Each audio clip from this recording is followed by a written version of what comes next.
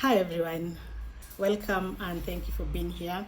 Welcome to day 11 of the 45-day challenge, endurance and echoes.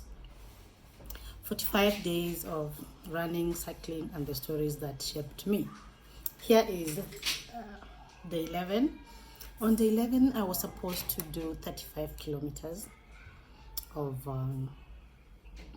running. It was on a Monday. It was a busy Monday. So by the time I got home in the evening, I was not able to cover 35 kilometers by midnight. And so I only did 15. And at this point, I'm realizing that this is becoming a trend. Why am I not doing my kilometers? And I promised myself to do the 34 kilometers of cycling the next day. The goal for this challenge is to do 1,035 kilometers in 45 days and tell my stories, the stories that shaped me. So,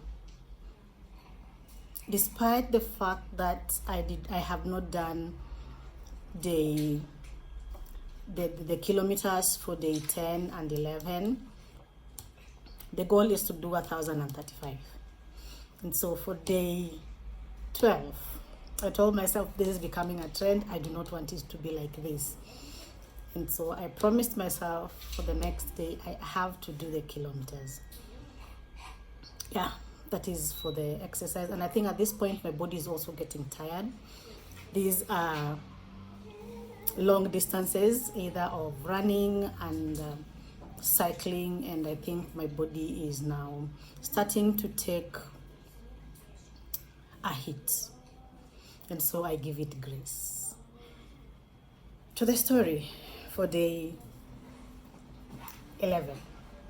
Day 11, now I'm supposed to be in class 5. Now I'm old enough, and my parents decide to take me back to Asumbi boarding. Remember, in day 10 I was in class 4, so I go back to Asumbi and I am taken back to class 4. I repeat class 4 because they say, oh, I'm from a school in the village and the standards are low. So I go back to class 4. My classmates that I left in grade 2 are now in class 5.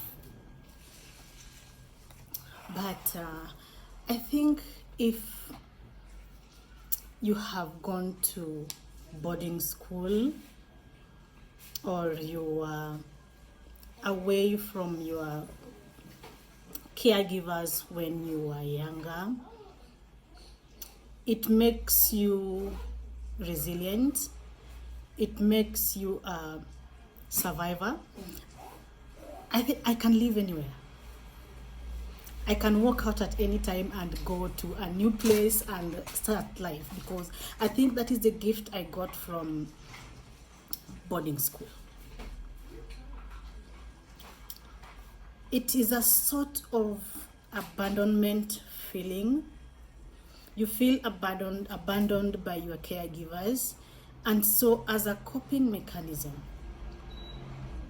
you find it easy to be self-resilient, to be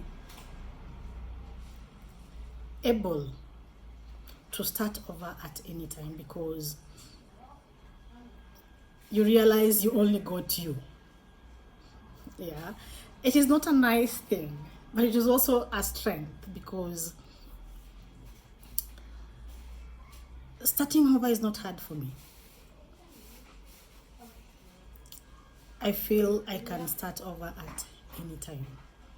And so when I go to boarding school, I go back to Asumbi boarding and I find that my classmates are now in class 5 and I have to be in class 4. I adapt. I make new friends in that class, because I did not want to cling to the friendships of class 5 and they are ahead of me already.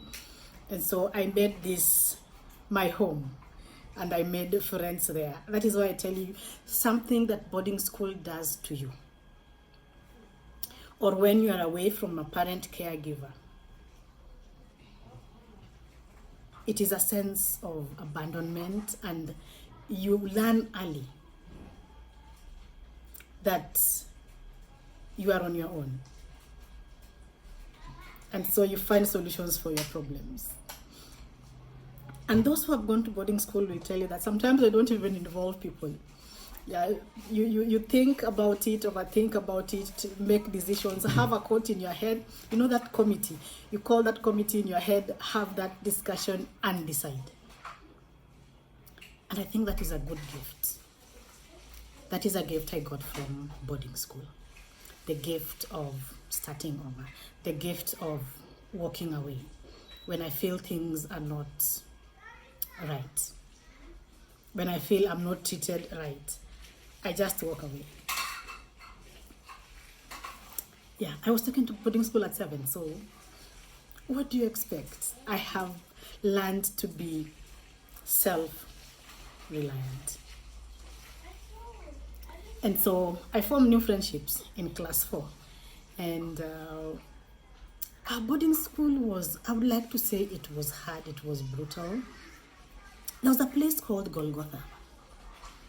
This is a place I came back and found out that had been formed. It was like a fenced off area where people would be punished on Friday. You'd be punished for your sins the whole week. Another thing that I remember that happened in grade 4. Remember, I'm back. I am made to repeat class 4. My sister is still in boarding school. And now she's in class 8 and she's the head girl. So one day, as you are cleaning the tables, you know, there is duty roster. There's a class that does the tables in the dining hall after food. On this day, it was after dinner. In the evening, we had taken githeri and strong tea. That strong tea really used to be nice. Yeah, it was like kahawa, kwambali, and or was it cocoa? It was strong tea, but they put a lot of sugar. The kind that my mom says you hear with your ears. Yes, that one. It was very nice. The strong tea was very nice. At Sumbi boarding, the strong tea was mwah. So on this day, I'm on duty to clean the tables. And then I see, and as I was cleaning the table, you know, there are people who eat slowly. So there was this girl who was eating, and she was still eating by the time we were cleaning. And you know, there is the food that people put on the table as they eat. Some drop, some they just put because they didn't like.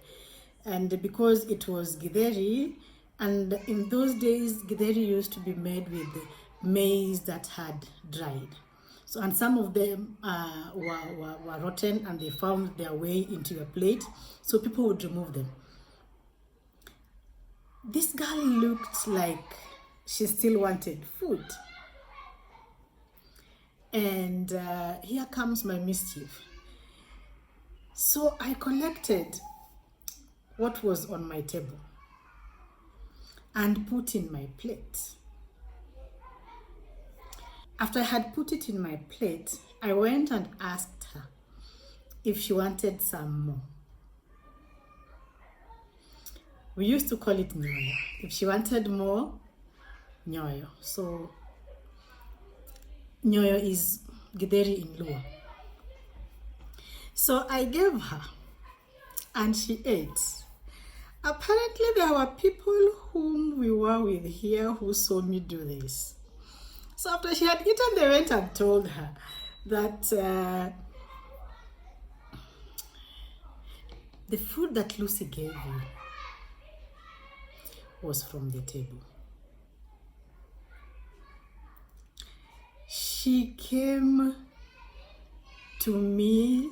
She was angry. She was furious. I don't know if she came to me first or went and reported.